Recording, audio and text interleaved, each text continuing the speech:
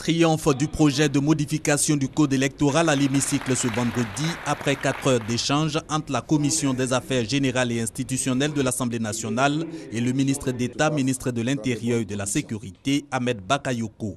Un plébiscite, résultat des innovations proposées par ce projet de nouveau code électoral, arrêt de la publication de la liste définitive des candidats au plus tard 45 jours avant le premier tour du scrutin présidentiel contre 15 jours auparavant, fixation du délai de transmission par la CEI des procès-verbaux de résultats au Conseil constitutionnel à 3 jours après la proclamation des résultats et non plus 3 jours suivant le scrutin.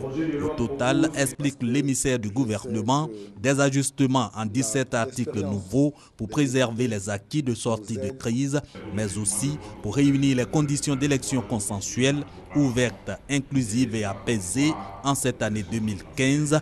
Et le gouvernement en a confiance, toujours selon le ministre d'État Ahmed Bakayoko.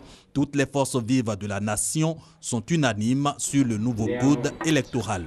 Au sein de la commission électorale indépendante, où sont représentés les partis politiques, la société civile, il y a eu un séminaire à Bassam où pendant 3 jours, ils ont fait le bilan du processus électoral. Il y avait des acquis. Et donc nous avons proposé, et les députés l'ont adopté, que ces acquis soient intégrés dans le corpus du code électoral. Également, ils ont proposé de nouveaux délais. Parce qu'au vu de l'expérience, de la pratique sur le terrain, certains délais n'étaient pas tenables. On a mieux défini certaines notions pour éviter des conflits d'interprétation.